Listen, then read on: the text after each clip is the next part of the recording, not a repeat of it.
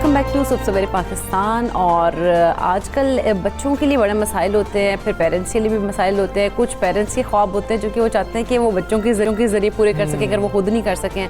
और बच्चे जो होते हैं वो कहते हैं हमारे अपने ही ख्वाब हैं। तो इन चीज़ों में जो है ना हम थोड़े गुम रहते हैं और कुछ ना कुछ डी ट्रैक भी हो जाते हैं बच्चे इस हवाले से। लेकिन बच्चों के करियर का इंतखाब करना जो है वो बड़ा ही एक अहम फैसला है और उसके ऊपर हमें बात करनी होगी कि उसका फैसला करियर के हवाले से किसको करना चाहिए, बच्चों को करना चाहिए, पेरेंट्स को करना चाहिए। बिल्कुल ऐसे ही अभी तक तो यही बहस चल रही है कि कौन बेहतर इंतखाब कर सकता है, ये सवाल होता है। बच्चे अभी जहनी तौर पर शायद उस काबिल नहीं है कि वो खुद फैसला कर सकें, इसलिए पेरेंट्स फैसला करें तो ज़्यादा बेहतर है। इस पर जो तनकीद होती है वो ये होती है कि पेरेंट्स ये नहीं देखते कि बच्चों का इंटरेस्ट किस तरफ है। वो यही सोचते हैं कि अच्छा बच्चे को डॉक्टर ही बनना है या बच्चे को इंजीनियर ही बनना है। अब 2-3 और फील्ड्स आ गई हैं, उस तरफ भी थोड़ा बहुत चले जाते हैं। नहीं तो मेनली बच्चा पैदा होता है तो यही होता है। या फिर कुछ पेरेंट्स होते कहते हैं बच्चा पायलट बनेगा। इस तरह की चीज़ें हैं कि जो हो रही होती हैं। बच्चे की मर्ज़ी कहाँ पर है, लेकिन दूसरी तरफ ये होता है कि क्या बच्चे की मर्ज़ी ज़रूरी भी है कि नहीं है, वो अपने लिए बेहतर फ़ैसला कर भी सकता है या नहीं कर सकता है। ये सारी वो चीज़ें हैं कि हर बंदा अपने मुताबिक जो है जवाब देता है। वालिदैन कहते हैं नहीं वालिदैन ही होने चाहिए, बच्चे से पूछे तो बच्चा कहता है नहीं मेरी मर्ज़ी होनी चाहिए। तो विन विन सिचुएशन आखिर है क्या और कैसे बच्चे का करियर फाइनल होना चाहिए, इसी पर आज हम बात करने जा रहे हैं। और इसी को कोशिश करेंगे बात को खोलने की कि ज़्यादा फ़ायदा बच्चे के मुस्तकबिल को कैसे हो सकता है। बिल्कुल, क्योंकि उससे करियर का सवाल होता है तो उसके करियर के हवाले से पेरेंट्स को फैसला करना है, बच्चे को फैसला करना है, ये जानना बहुत ज़्यादा ज़रूरी है। इसलिए हम बात करेंगे और शामिल गुफ्तगू करेंगे। मोटिवेशनल स्पीकर है डॉक्टर जावेद इकबाल साहब। अस्सलाम वालेकुम, गुड मॉर्निंग डॉक्टर साहब। ये जो एक क्वेश्चन है कि आखिर बच्चे का जो करियर है उसका डिसीजन किसने लेना है, बच्चे ने लेना है या पेरेंट्स ने लेना है, या फिर पेरेंट्स का काम है कि बच्चे की जो आप कह लें कि जो उनकी हिडन उसकी स्किल्स हैं उनको ढूंढें और फिर उसको उसके करियर की तरफ लेकर आएं। आप दोनों दोस्तों ने जो इंट्रोडक्शन में बातें की हैं, मेरे ख्याल है इन सवालों के जवाब सारे उन्हीं बातों में मौजूद हैं। मैं सिर्फ आपसे ये पूछना चाहता हूँ कि आप बाज़ार से एक शर्ट ख़रीदने जाती हैं तो ये फ़ैसला कौन करेगा कि ये शर्ट किस रंग की हो? आप करेंगे, आपकी दादी अम्मा करेंगी, आपकी अम्मी करेंगी, या वो जो दुकानदार है वो फ़ैसला करेगा? इसका फैसला तो आप खुद ही करेंगी ना कि आपने कौन सी शर्ट, उसमें आप देखेंगी कौन सी कंफर्टेबल है, कौन सी खूबसूरत लगती है, किसका ट्रेंड है। इसी तरीके से ये बात याद रखनी बहुत ज़रूरी है, जो बेटा आपने आखिर में भी कहा भी था कि पेरेंटिंग के ग्रेटर गोल्स में से एक गोल ये है कि बच्चे के अंदर छुपे हुए जौहर को तलाश करना और उसकी आबियारी करके उसको उसकी तरह से ग्रो करने देना। फॉर एग्जाम्पल, आपने बीज डाला है चंबेली का जी, और उसमें से निकलना चाहिए एक बहुत ही सेहतमंद किस्म का चंबेली का फूल। अगर आप अपनी ख्वाहिश के जरिए, चूंकि आपको गुलाब बहुत पसंद है, आप उसको गुलाब का फूल बनाना चाहती हैं, तो एक बात तो तय है कि गुलाब का फूल तो वो नहीं बनेगा। लेकिन खौफनाक बात यह है कि अब वो चंबेली का फूल भी नहीं बन सकेगा जो कि वो बनने के लिए पैदा हुआ था। इसलिए इस बात से तो कोई इनकार नहीं है कि पेरेंटल गाइडेंस, टीचर्स की कैरियर की गाइडेंस, पूरी सोसाइटी की एक गाइडेंस तो बच्चे को ज़रूरत है। लेकिन आपको मैं यकीन दिलाता हूं कि इस दुनिया में आने वाला हर शख्स यूनिक है। हर शख्स, आप इस दुनिया में नहीं थे तो आपकी जगह खाली थी 10,000 साल पहले भी, और आप जब इस दुनिया से चले जाएंगे तो 10,000 साल बाद भी वो जगह खाली रहेगी। ये बात किसी जानवर के बारे में नहीं कही जा सकती, हर इंसान के बारे में कही जा सकती है। इसीलिए अल्लाह ताला ने हर इंसान को लहजा भी मुख्तलिफ दिया है। आप मुझे फोन पे बात करेंगे ना तो मैं फौरन पहचान लूंगा कि आप कौन है, आपका चेहरा भी नजर नहीं आ रहा होगा, क्योंकि आप यूनिक। तो लिहाजा हर इंसान यूनिक है, हर बच्चा यूनिक है। तरबियत का काम ये है कि तरबियत उसके अंदर छुपे हुए गौहर को तलाश करे। एक थोड़ी सी बात जो वालिदैन की तसल्ली के लिए मैं अर्ज करना चाहता हूँ, समहाउ हमारे मुल्क में ख़ास तौर पर हमें इस बात का बहुत फिक्र है कि अगर मेरा बेटा डॉक्टर ना बना, इंजीनियर ना बना, सिविल सर्विस में ना गया तो ये भूखा मर जाएगा, इसका पता नहीं रोजगार कैसे। अब तो ये बात एविडेंस के साथ साबित है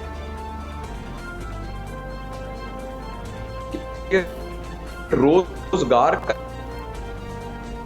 जिन्होंने मैट्रिक नहीं किया हुआ और वो रोजगार के हिसाब से बिल्कुल कंफर्टेबल हैं, बल्कि उन्होंने पीएचडी मुलाजिम रखे हुए हैं जो उनके घर का काम, उन दफ्तर का काम करते हैं। इसलिए मेरी आपके सवाल के जवाब में ये सजेशन होगी कि एक तो हम ये देखें कि बच्चे का फितरी रुझान किधर है और ये फितरी रुझान का पता चलाना उस मुमकिन है जब पेरेंट्स और चिल्ड्रन के बच्चों के दरमियान एक कॉन्फिडेंस का रिश्ता होता है। जब पेरेंट्स अथॉरिटी का रिश्ता इस्तेमाल करके ये कहते हैं कि खबरदार तुमने डॉक्टर ही बनना है, खबरदार तुमने यही बनना है, तो ये बेसिकली उसकी काउंसलिंग नहीं है या उसकी मदद नहीं हो रही, ये अथॉरिटी यूज हो रही है। हाँ, आप उसको राय दे सकते हैं, उसको कन्विंस कर सकते हैं, उसको लॉजिक बता सकते हैं, बशर्ते कि आपके और उसके दरमियान एतबार का रिश्ता हो। तो पेरेंट्स एतबार का रिश्ता बनाएं।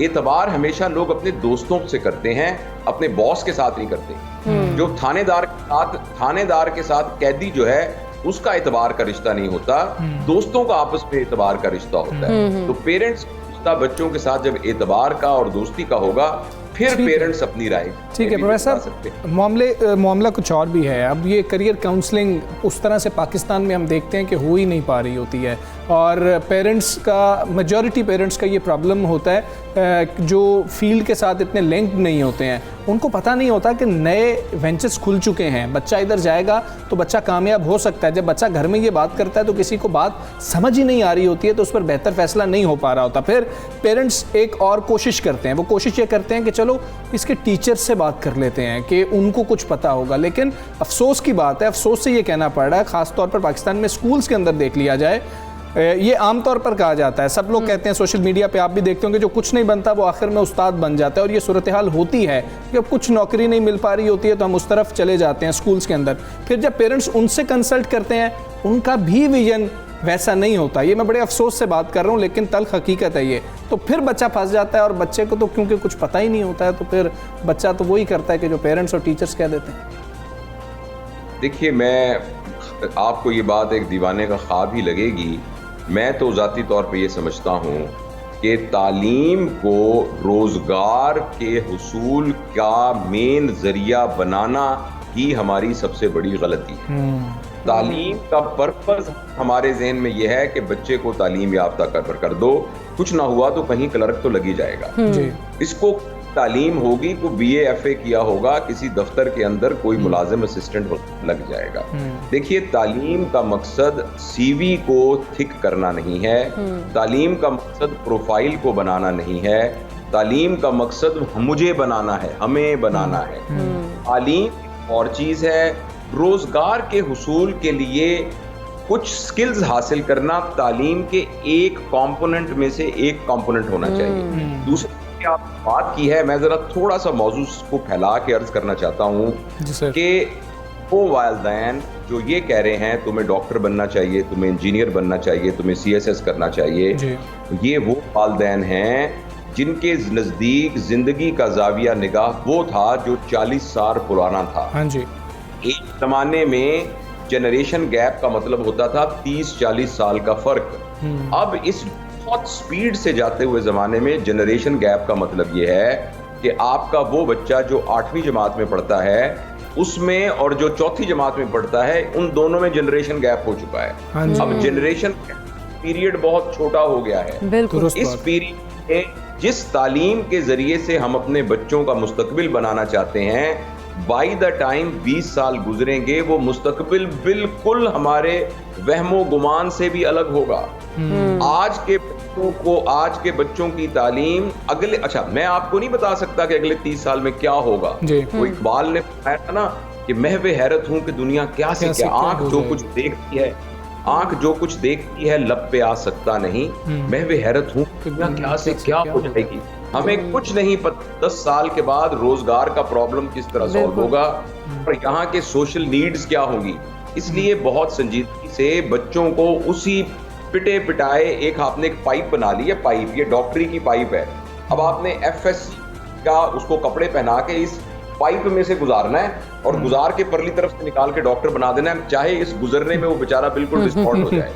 अच्छा प्रोफेसर, एक और प्रॉब्लम भी है, वो भी आपसे जानना चाहेंगे क्योंकि इसका कोई हल भी तो हमें खैर चाहिए। पेरेंट्स एक और कोशिश करते हैं कि जो उस इंडस्ट्री के अंदर लोग मौजूद होते हैं उनसे मशवरा करते हैं। जैसे आप डॉक्टर हैं, आपसे मशवरा कर लेंगे, हम मीडिया में हमसे मशवरा कर लेंगे, इंजीनियर से मशवरा कर लेंगे, और सारे ही ये कहेंगे भाई इधर ना भेजें, आपको नहीं पता कि हम कितनी मुश्किल से ज़िंदगी गुजार रहे हैं। तो इसका पेरेंट्स के पास हल क्या रह जाता है? पेरेंट्स अब क्या करेंगे? किस तरीके से उनको पता चलता रहेगा? और यहाँ पर तो कोई पेरेंटिंग कोर्सेज भी नहीं हो रहे हैं। देखिए, ये बात मैंने कहीं पढ़ी थी, मैं अपनी तरफ से तो नहीं कह रहा कि ये जो आपके बच्चे हैं ना, they came through you but they are not your children. मैं ब्रॉडर सेंस में ना आपको जिस कॉन्टेक्स्ट में कह रहा हूँ आप समझ रहा हूँ, तो आप समझ रहे होंगे। ये आप जरिए से इस दुनिया के अंदर आए हैं, मगर ये इंडिविजुअल एंटिटीज हैं। बिल्कुल, ये एक बिल्कुल डिफरेंट है आपसे, ये इंडिपेंडेंट एंटिटीज हैं। आपने उनके बायोलॉजिकल पेरेंटिंग के आप रिस्पॉन्सिबल थे, जो आपने की। जब तक उनको उड़ना नहीं आता था, आपने उनको उड़ना सिखाया। जब तक आप उनको सर्दी गर्मी से खुद बचना नहीं आता था, आपने बचाया। जब उनको फाइनेंशियल जरूरत थी, उसके बाद मैं ये नहीं कह रहा कि बिल्कुल उनको छोड़ दें वो कुछ भी, लेकिन उनकी जाती राय को एक्सरसाइज करें। देखें, हमारे यहाँ नौजवानों का सब दो प्रॉब्लम है कि आप ये कहते हैं मेरा बेटा जो खाएगा मैं वो पकाऊंगी, मेरा बेटा जो करेगा मैं वो करूंगी। जिंदगी के दो बड़े फैसले में, एक उसकी शादी के फैसले में, वो तुम्हें अलबत्ता आपकी बेटी से करेगी, और दूसरा जो तुम्हारी जॉब है ना, खबरदार कि तुम जो है वो क्रिएटिव डिजाइनर बने। हाँ जी। खबरदार सुनने के बाद सोची कि मैं एक बिजनेस करूंगा, ऑनलाइन बिजनेस, तो वो तुम्हें डॉक्टर बन के हर सूरत एक पब्लिक मेडिकल कॉलेज में दाखला लेना है। यानी आपको बाकी सारी आजादियां दे रहे हैं। एक परिंदे को कहते हैं तुम जितना मर्जी चिड़िया घर में फिरते रहो, हाँ उड़ना नहीं है तुमने, बस तुम्हारे काट देंगे। तो इसलिए अब बच्चों को इस लिहाज से अगर वो उड़ने वाला परिंदा है तो उसको उड़ने दें, वो तैरने वाला जानवर है तो उसको स्विम करने दें। मेरी बात समझ रहे हैं? जी जी, ठीक है प्रोफेसर साहब, बहुत शुक्रिया आपका। सबसे पाकिस्तान से आप रहे थे, और बड़ा अहम मौजू है ये, अभी हमें समझ नहीं आ पा रही है कि क्या करें, फैसला कैसे होना चाहिए, बच्चों को भी बिठाएं और ख़ुद भी पेरेंट्स की जिम्मेदारी बहुत बढ़ती चली जा रही है। जो डॉक्टर साहब ने बात की वो बड़ी अच्छी बात है। उन्होंने कहा कि अगर ये उड़ने वाला परिंदा तो इसको उड़ने दें, अगर ये स्विम करना चाहते हैं इसको स्विम करने दें। मतलब कि वो बच्चे की जो डायरेक्शन है, जिसकी उसकी कोई स्किल है, जो उसके अंदर क्वालिटी है, उसको आप देखें। अगर वो जो उसका दिल करता है कि मैं ये काम करना है तो उसको उसी काम के ऊपर रखें कि वो तुम ये काम करो, ठीक है, इस फील्ड में जाओ तुम। तो आपकी जिम्मेदारी ज़्यादा बढ़ गई है कि आप बच्चे पर भी नज़र रखें, और एनालिसिस आपका बड़ा बेहतरीन होना चाहिए अपने बच्चे को लेके।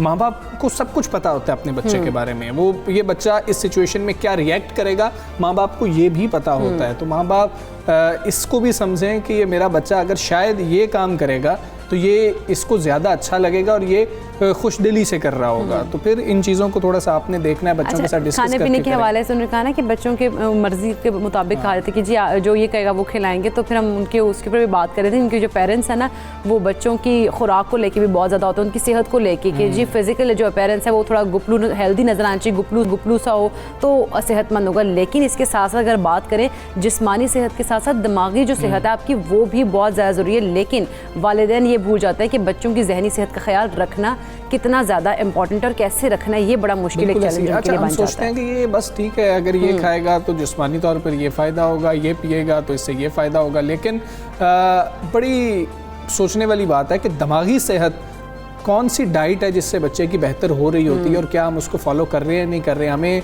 बादाम पता होते थे कि जी ये बादाम आप लोगों ने लाजमी तौर पर खाने, उससे दिमाग तेज़ होता है, यही चीज़ पता थी। लेकिन अगर बादाम भी खाने हैं, उससे भी दिमागी सेहत आपकी बेहतर होती है। तो हर घर में अवेलेबल हो सकते हैं बादाम, कोई इतनी मुश्किल चीज़ नहीं है। वो खुराकें जो घर में अवेलेबल होती हैं तो वो बच्चों को किस तरह से दी जाएं ताकि उनकी जो ज़हनी सेहत है, वो दिमागी सेहत है, वो भी बेहतर रहे। इस पे हमने बात करें। हाँ जी, इसी पे हम बात करेंगे। माहिर ग़ज़ाई हमारे साथ आयशा नासिर मौजूद हैं। अस्सलाम वालेकुम, गुड मॉर्निंग। आयशा, सबसे पहले तो जिससे हम ये बात कर रहे हैं कि जहनी सेहत, पहले तो हमारे पेरेंट्स को नहीं पता होता कि बच्चों की उस तरह से उसके ऊपर किस तरह से काम करना है। वो सिर्फ फिजिकल अपीयरेंस को देख रहे होते हैं कि भाई इसको हेल्दी होना चाहिए। कितनी इंपॉर्टेंट है जहनी सेहत भी? मुझे लगता है फिजिकल सेहत से कहीं ज़्यादा उसकी कोग्निटिव डेवलपमेंट जो है वो इम्पॉर्टेंट है। हमारा सारा जोर उसके, जब माँ प्रेग्नेंट होती है ना, तभी से उसका सारा सारा जोर होता है कि मैंने सफ़ेद चीज़ें खानी है, दूध पीना है कि बच्चा गोरा निकल आए।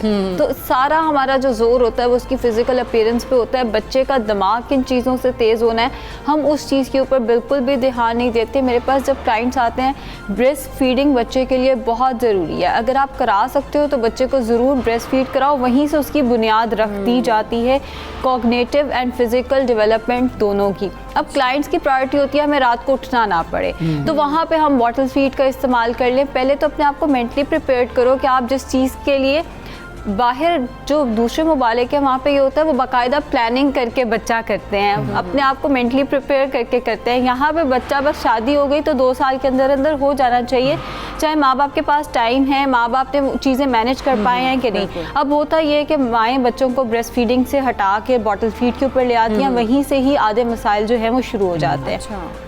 उसके बाद हम लोग जब फूड इंट्रोड्यूस कराना शुरू करते हैं तो हम लोग मीठे की तरफ ज़्यादा लेकर जाते हैं बच्चे को, क्योंकि बच्चा मीठा पसंद करता है, बच्चा मीठा शौक से खाता है। होता क्या है कि बाद में वो सब्जियां, कितने लोग हैं हम में से जो सब्जियां आप शौक से खाते हैं, फ्रूट्स हम सब शौक से खा लेते हैं, क्योंकि मीठे का एक टेस्ट हमारा तब से ही डेवलप हो गया है। तो फ्रूट जूसेस की तरफ, फ्रूट्स की तरफ हम तब, जो 10 माह का बच्चा है जिसे वीनिंग आप स्टार्ट करा रहे हैं, जैसे आप सॉलिड फूड्स 6 माह से वैसे तो शुरू हो जाते हैं, लेकिन 10 माह के बच्चे को यूजुअली फ्रूट मीठा ज़्यादा दिया जाता है। वेजिटेबल्स भी या मैश पोटैटोज भी बच्चे को तब से देने शुरू करने चाहिए। और ये बात बहुत ज़्यादा लोग निगलेक्ट करते हैं, लोग समझते नहीं है कि नमकीन की बुनियाद भी हमने यहीं से रखनी है, उसको आदत हमने यहीं से डालनी है। उसके बाद 2 साल की उम्र के बाद जब हम बच्चे को सॉलिड फूड पर लेकर आते हैं, फिर हमारी प्रायोरिटी होती है कि बच्चा जो है वो बस कम टाइम में ज़्यादा खा ले।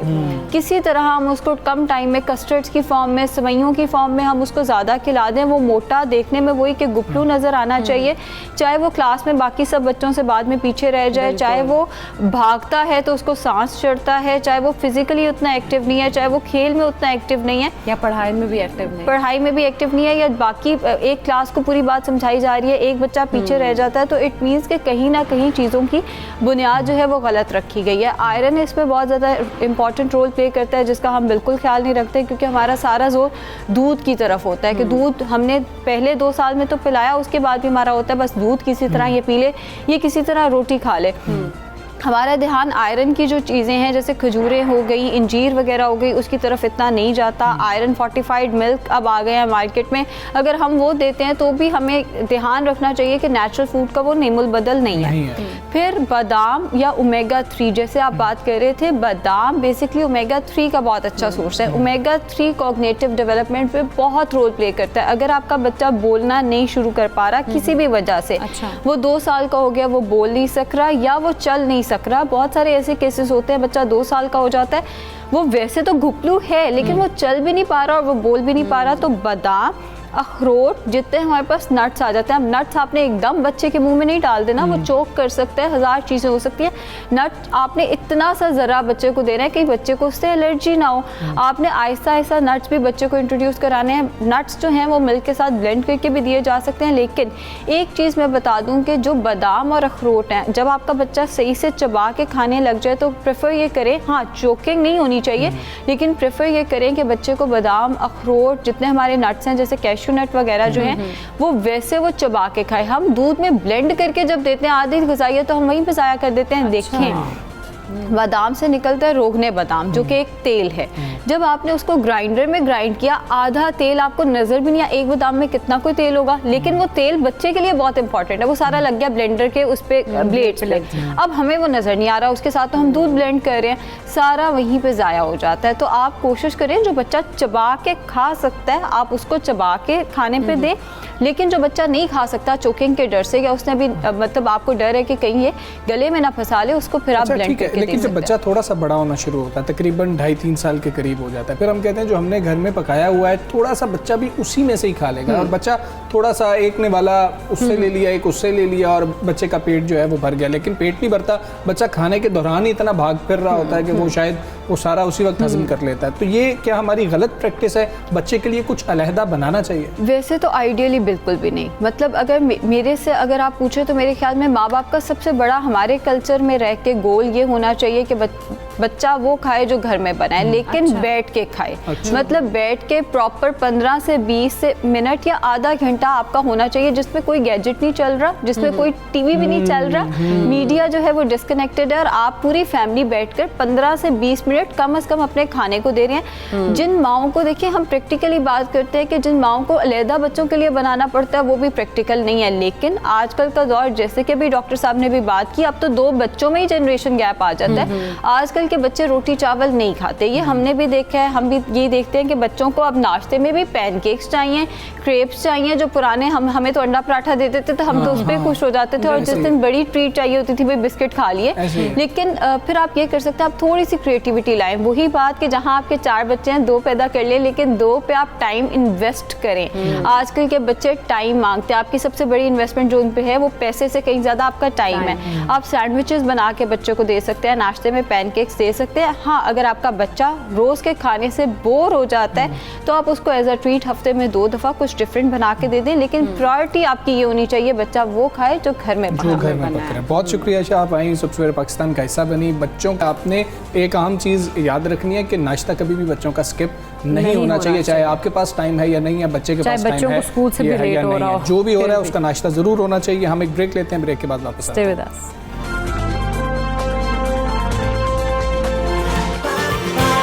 सुबह सवेरे पाकिस्तान।